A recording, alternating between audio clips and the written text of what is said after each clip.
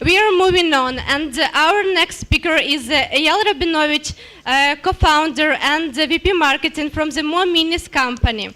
And his session is making it to the 1%.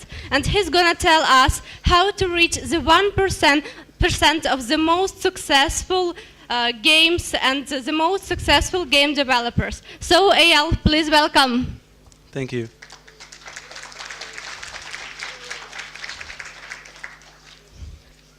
So, how do we explain when things don't go according to plan? Or even better, when others manage to achieve things that defy the fundamental assumptions? Why some games are downloaded by millions and millions of users and other games developed by developers that are better funded and more experienced don't? Why some games make it to the top and other games are buried in a landslide? Truth be told, many reasons can explain why some games succeed and other games fail. In the next 50 minutes, I'm going to touch many of these points, but I'm going to start by having a high-level view of the mobile market. If there was one thing I can say for sure about the market, is that it is booming. I wish there was another way of saying that because, quite frankly, I'm also tired of listening to the same phrasing over and over again, but it is the best way to describe what's going on. The size of the market is $2.7 billion, and it's going to triple itself in the next 3 years. This kind of growth is unprecedented. But as big as the opportunity is, it's also a very vicious playground. It is highly competitive, saturated, and fragmented from every point of view: devices, distribution channels, and the content itself. And this is the result. There are more than 500,000 different applications today on Android, and 99% of them simply disappear. Here are some figures. Less than 5% of the applications are downloaded more than 50,000 times, and less than 1% of the applications are downloaded more than 250,000 times. And let me tell you something about this specific number. 250,000 is definitely a nice number of downloads for your game, but it's not going to make your game a hit. It's not going to make you rich and successful, and I think that we should all aim for something much higher than this. Now, at this point, I think I should tell you that I might have misled you when I selected the topic for this lecture. You all came here to understand how to make it to the 1%, or in other words, how to make your game successful. But success is only the result, it's never how or why these successful games are created. But I do think it's important to be educated about the market, so I'm going to share with you my experience, and hopefully you can use it. A few years ago, I made a discovery, and this discovery has profoundly changed the way I view the mobile market, but it has also changed the way I operate and analyze it. And it's probably the world's simplest idea. I call it the free effect. The free effect implies that all the major changes we see in the market are all driven by the transition of basically everything to freemium. And I'm sure that you all know what freemium means, but just in case, let me run by it quickly. Freemium is a business model in which an application or a service are provided for free, but then charges for additional services and revenue. So definitely, basically that's a freemium is the combination of the two aspects of the business model, free and premium. Already today, 55% of the revenue generated on mobile are coming from this business model. It's also the most fastest growing one, which makes it the most dominant business model today. So the free effect goes as follows. Free means less risk from the users to consume more games, and that means that the demand for content is rising. Now, usually when that happens, when a demand for something is rising, the price also goes up until the demand goes down. That's the basic law of supply and demand. But that cannot happen when the games are provided for free. Instead, there is no constraint from the user's standpoint to keep on consuming more games. And that means that when a game makes it to the top, it's not going to stay there for long because the users will be quick to go and check out the new and shiny game. So if you are a developer and you want to stay at the top, what you have to do is to create more games than you did in the past when the games used to cost something. This is, in a nutshell, the free effect. It says that new game, a free effect actually drives more gains, which makes everything accelerate. The generation of content and the circulation of content. So everything is speeding, everything is accelerating, except for the price, of course, and we all find ourselves in a bit of a problem. But it doesn't stop here. There's something called the law of diffusion of innovation. And if you don't know the law, you must know the terminology. 3.5% of the users are called innovators. The next 13.5% are called early adopters. The innovators and the early adopters are those people who stay in lines for hours when a new iPhone comes out to the market. Those people are driven by what they believe in, rather what is available in the market. Now, then you have the early majority, the late majority, and your laggards. We are all on this graph in a certain point at a certain time. And the law of diffusion of innovation tells us that if you want to reach massive success, we have to cross the tipping point of between 15 to 18% of market penetration. So this is this gap right here that we want to get, to bridge. And the reason why we have to go for the innovators and the early adopters is because no one else is going to try IT product usually, unless someone else has tried before. But it seems that in mobile, everything works as the exact opposite. Because in mobile, everything is free. So we are free to target whatever group we want. And there are a few reasons why you want to consider targeting the laggards and the majority first. First of all, they are the majority. They are called the majority for a reason, which means that for the same amount of effort, you get better results. And the second thing is that the innovators and the early adopters are a very good group to target if you want someone to take the risk and try out your product. But they are also very sophisticated and opinionated. Now the laggards and the majority are less.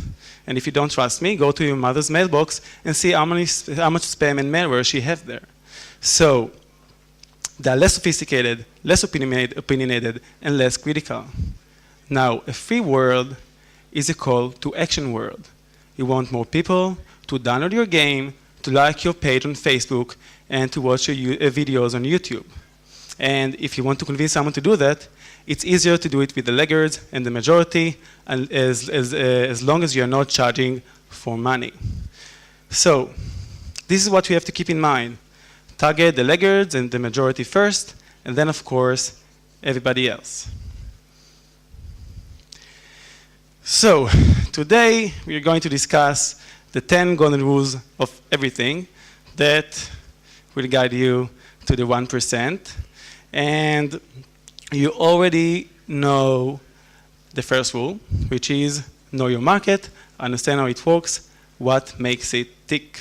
We have 9 more rules to go, so please remain seated.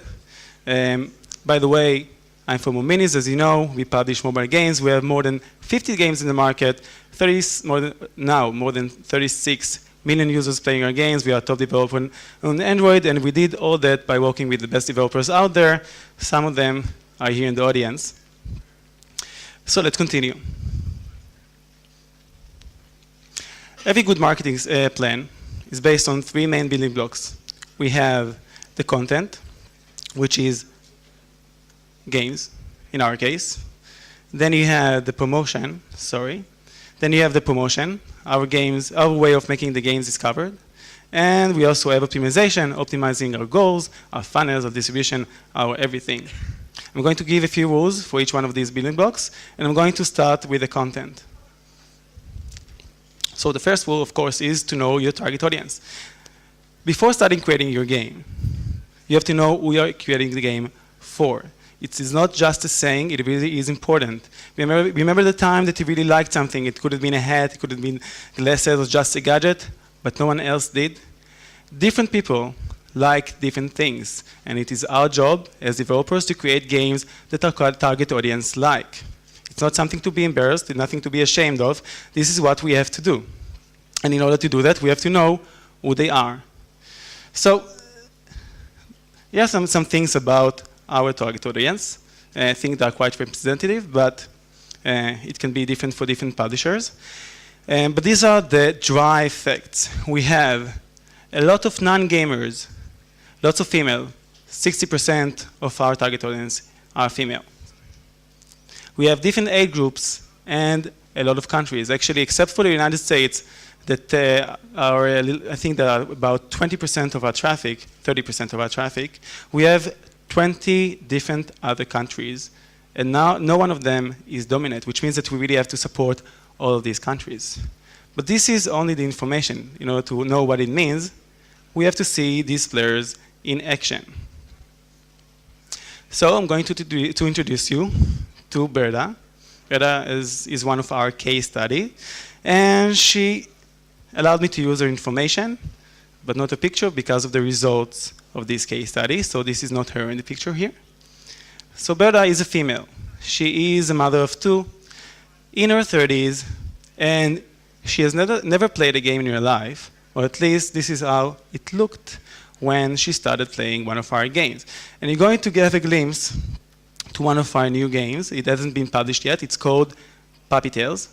And the storyline is pretty simple. We have a dog that wakes up, follows a creature, falls into a hole, and reaches another land, and goes into the adventure of going back home. I'm sure it sounds a little bit familiar. So the gameplay, the core gameplay of this game is quite simple. It's a side-scroller game. You have one button to jump, the other one dashes, and since this is a quite familiar gameplay, most of the time we expect people to be able to play this game. So I gave Berta a very simple instruction. I told her, all you have to do is to open the game and start playing it. And this is how it should have been looked like. I mean, this is me opening the game. So just a short, very short movie.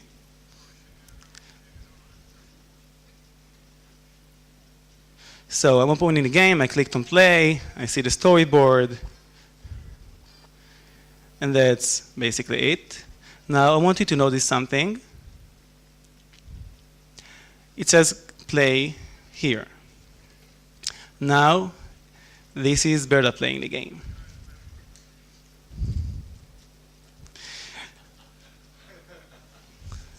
Yes, I was surprised myself. And I want you to notice another thing. It still says play here, and Berta has decided to press there. So I told Berta, okay, just assume what you did didn't work. Try to do something else. And in reply, Berta told me, okay, this didn't work. So if it didn't work, I'm going to press on the button over and over again. So eventually, I convinced Berta to press on the play button, despite of her objection, and she started to play the game. And just let's have a look on how it looks, how it should have looked. I mean, this is me again playing the game. So, as you can see, as I told you, side-scroller game, you're playing the role of the dog, and there's one button to jump, one button to dash. Tutorial is inside of the first level, and since this is the first level, it's quite short, so just a few more seconds, and it's going to end. Great. That's it. Okay, now we're going to watch Berta in action. So, Berta sees the game, she starts to play the game. I'm going to stop right here. I want you to notice a few stuff. First of all, there's a dynamic tutorial right there. And in addition to that, the jump button is highlighted with an animation that sparkles. So the developer tried to connect between the dynamic tutorial to the jump button. Now let's see what happened when Berta played the game.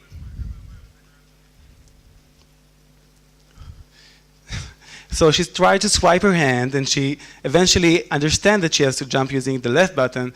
There's another dynamic tutorial that shows her how to dash, and, and of course, she doesn't do it again. So after playing the game for a couple of times, she didn't understand still how to play the game. She actually managed even to get to level 5 without understanding anything she did. And I took the advice, and I told her, okay, this is how you jump, this is how you dash, this is how it should be done. And eventually she understood the game and even enjoyed the game. But then she told me, you know what? It's very nice, but you should really consider putting instructions in your game. So this is what we learned. Players like learning. This is why Berta eventually liked the game, because she learned how to use it. But players don't like reading. At least they don't like to read while they're playing the game. And it's not only reading, it's basically everything that looks complicated. So that's why it's our job as developer to make everything look as simple as we can. It's not always an easy task, but we do have to do that. It doesn't mean that we cannot create complicated games, because we should, but we have to build them up gradually and also use tutorials that actually work. And just using a dynamic tutorial is not enough sometimes. So once we have learned a lot about the market and about our target audience, it's really important to have everything written down and formed in a form of a guideline. So I know I'm not talking about just a virtual list that all of us have in their minds. I'm talking about an actual list of guidelines that is written down and agreed upon every party that takes place in the game creation. The marketing guys, if you have some, the developers, the game designers, and the developers themselves. And this is our guidelines. And you have a lot of things here like core gameplay and an out-of-the-box experience and emotion design. A lot of stuff. I'm not going to go into every one of those because this is not a game design presentation, but some of the things here have more to do with marketing than anything else. For instance, emotion. So the idea is not just to create an emotion of a game. Of course, it's important because the emotion is what we call the hook. This is what makes the user start playing the game from the get-go. But I'm talking about creating a specific list of emotions you want to create in your game. And it's important to create emotions that contrast, but also complete each other. And we usually concentrate on 2 and 3 main emotions. Funny, create games that have a lot of funny moments. Also games that have a lot of happy moments, talking about small successes that you manage to achieve within the stage, before completing it. And, of course, games that are packed with adrenaline and boost the adrenaline of the user in their own way. Now, there are a lot of emotions we can invoke and feel as human beings, but when you focus on only a few ones, sometimes you really manage to achieve them. Because it's important to have focus, and this is the next guideline. Invest where it matters. Because this is the thing. New games bring more users that eventually bring us all revenue. So it's important to eventually finish the game, wrap it up, and go to the next one. Now, I would be the first one to say that you should not compromise for the quality of the game. But it's important to know when to cut down on features and wrap everything up.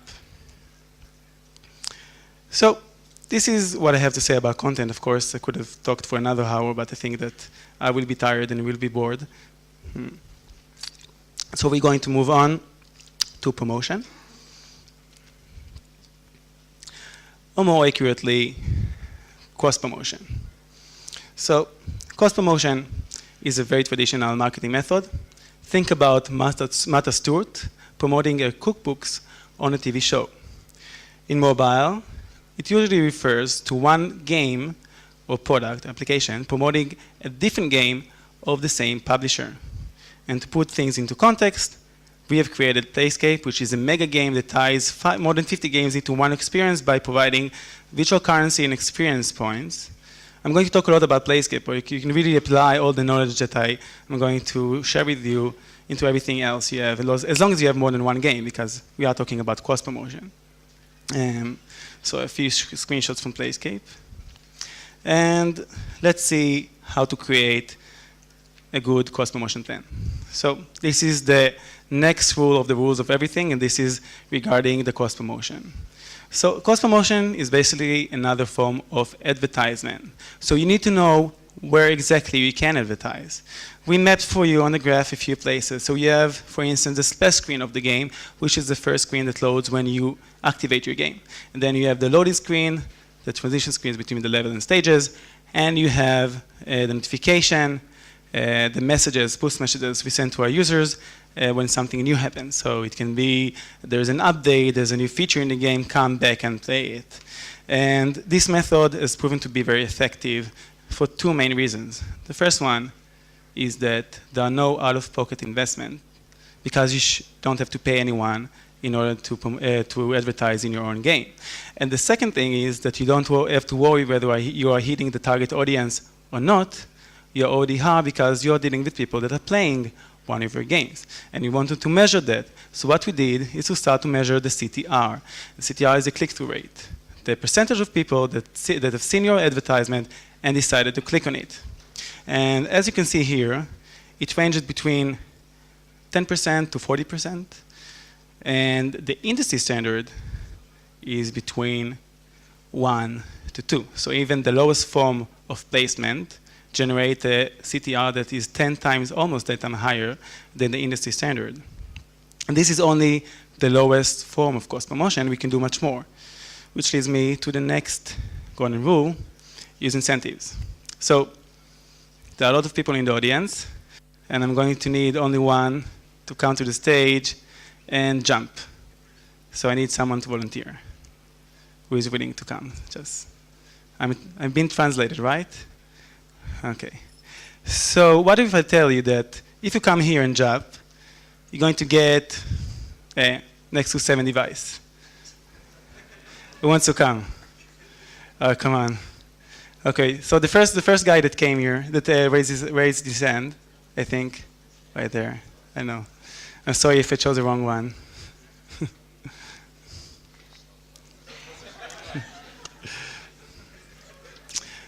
There you go. Well, no, you don't have to jump. It's just, you know what? Yeah, jump. No, I'm kidding.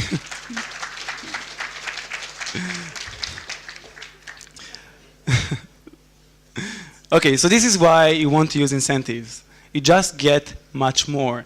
And luckily in games, we don't have to give real stuff. You don't have to give an Nexus 7 to anyone that is willing to do something in your game, although you might consider giving real stuff. You can give virtual stuff. You know, items you have in your store, animation, a locked item. And in Playscape, what we do is to give virtual currency that you can share between the games. So we have missions, and you have to go to this game and do that, and to another game and do something else, and you get rewarded. And using this method, we have tripled the conversions and the revenue in our games. But the truth is that in cost promotion, you can do much more than that, because you have no control over the promoted and the promoting game, which allows you to create an end-to-end experience. And that leads me to the next golden rule. So the thing is that once you have promoted one game, you want to continue and do that with your other games. And in order to do that, you have to have an infrastructure that can last over time. So we have Playscape. Again, it has the same UI, the same message, and the same rewarding system. Okay, here's the animation. So people can really play the game and move to a next one and still feel as they are in the same environment, but more importantly, everything is done automatically, which allows us to concentrate only on optimizing the system instead of driving the users manually. Well, but what was nice to see about Playscape is that not only people played more games, but they also played in a higher frequency, they played longer, and they also rated Playscape higher than all the rating of the games it contains. And this is what really stands behind this cost promotion plan. Keep the user experience in the center. You don't want to bombard your users with advertisement. You have to make it a part of the experience. This is what you have to do, because you can create all those guidelines, but if the experience is not good, it's not going to work. So that was cost promotion. And another sip, and we'll go to the optimization part. Okay, so optimization, or for online internet companies, data analysis. We use data analysis in order to optimize everything in MoMinis. And I'm going to give you my 2 cents about data analysis. And in order to do that, I'm going to take you to a trip around the world. So our base of operation is in Tel Aviv, but I'm going to take you to Bulgaria, where a developer of a game called Pixies live. Pixies is a rather addicting puzzle game. You have a creature and you need to lead him back to space, and you do that by placing different power nodes on the screen. So one power node makes him slide, the other one makes him jump. In a way, the game really reminded me of the Incredible Machine game before it was called The Amazing Alex and republished by Rovio. And when I got the game for the first time, I started playing it, and I was very pleased to see that they've implemented a nice star system. So if you manage to collect the stars within the game, it was later on displayed in the level selection screen, and if not, it would have remained half transparent. So I played the game, and I played the first level, and I failed to collect the first star.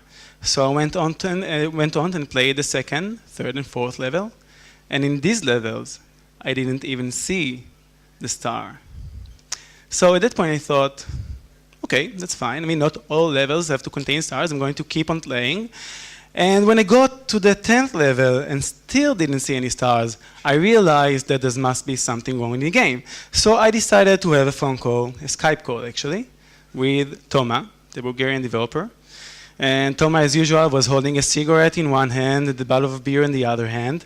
And we were talking about the game, and I told him my experience. And in return, Toma told me that this was not a bug, of course, rather a feature.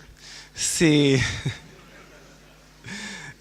if you didn't manage to collect the star in one of the levels, the star system would be deactivated without any message to the user, which means that you have to collect the stars in every one of the levels. And if you fail to do that, you don't see any stars at all.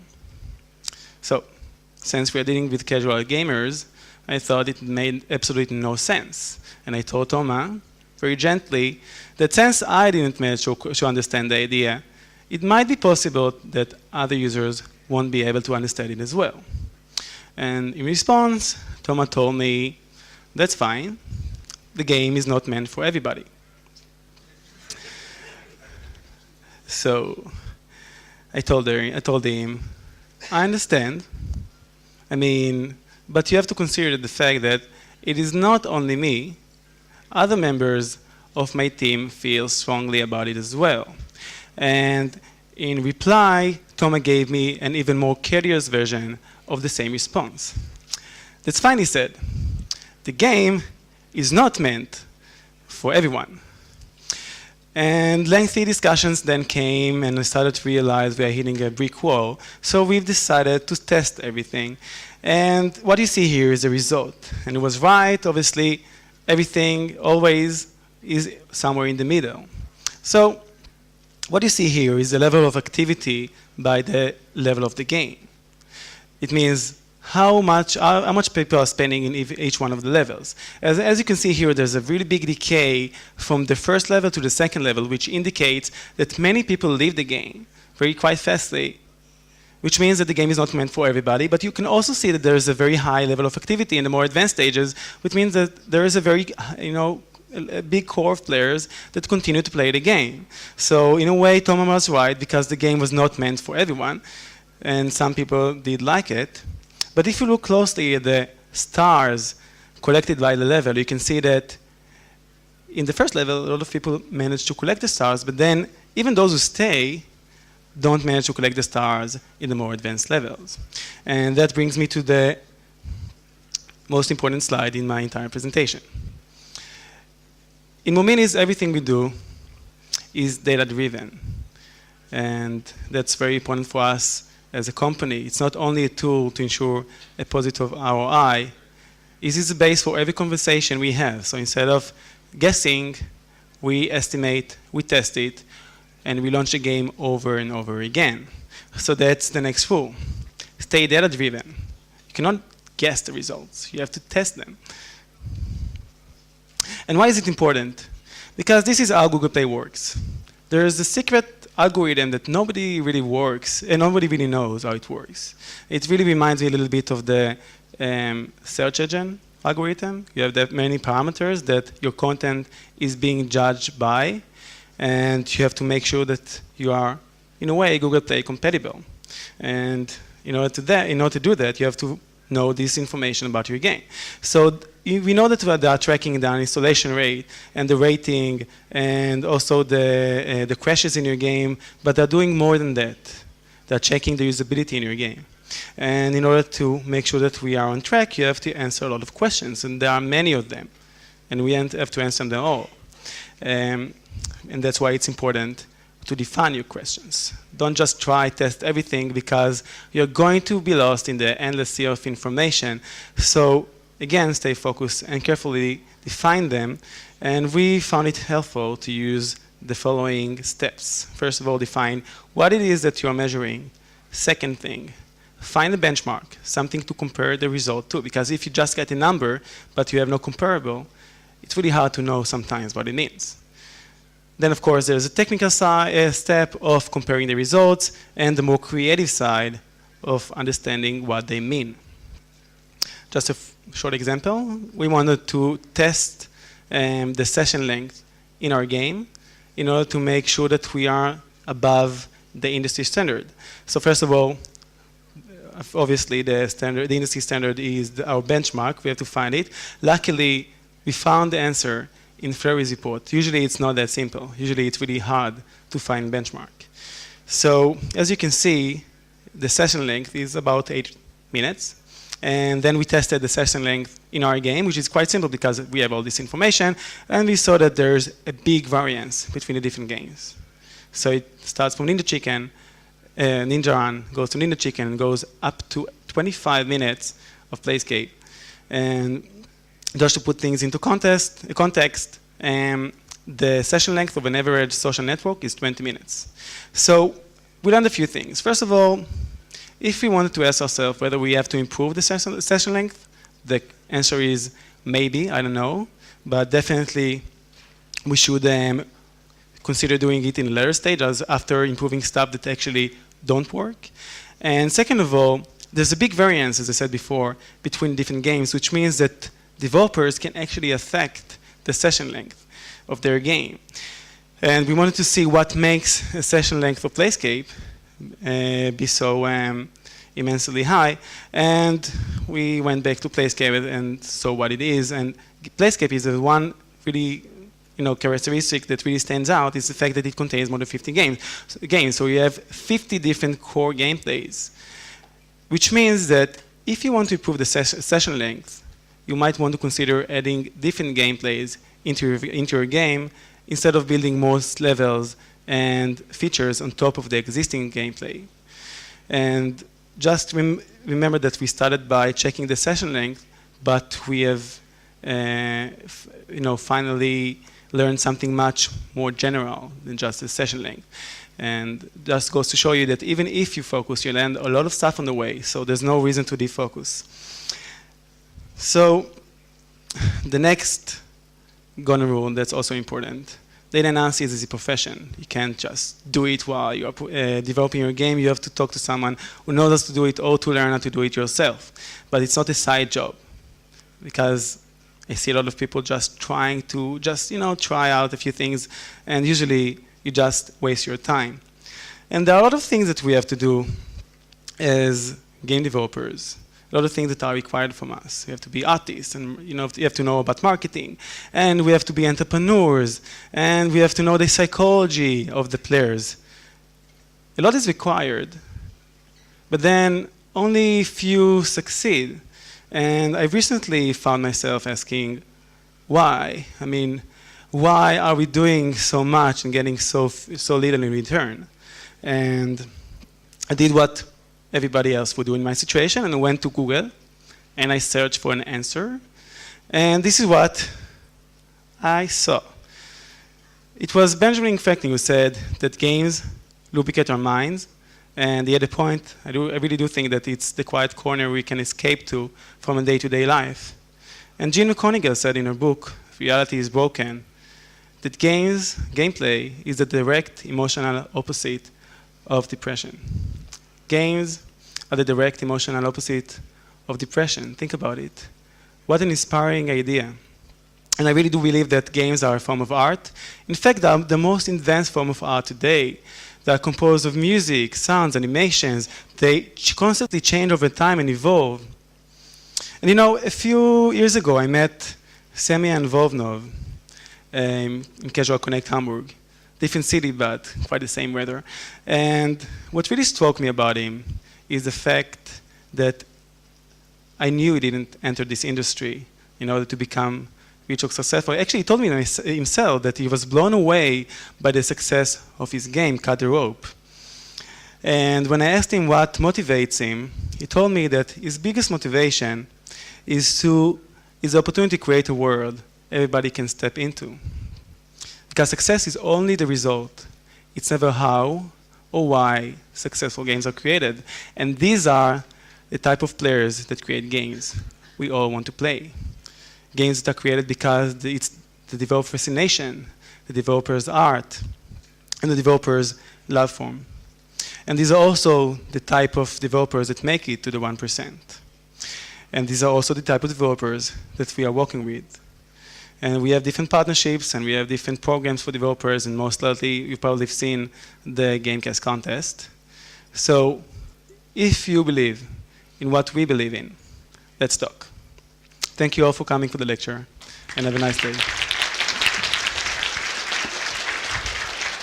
Thank you. It was a really great presentation. It was a really great session. And now we have some time for your questions.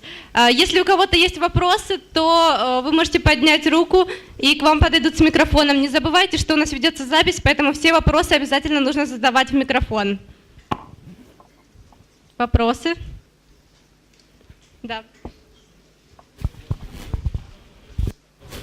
I'm just curious about this freemium system that, for example, we have a statistics that players play the game and sometimes they may lose the game, they drop playing, and how this freemium model influence on players' desire to play after it's presented. You can pay and get extra, or just quit the game or play on the same level, how it influence on the player's desire to play, to continue playing. Well, first of all, I mean, the level of retention definitely improved.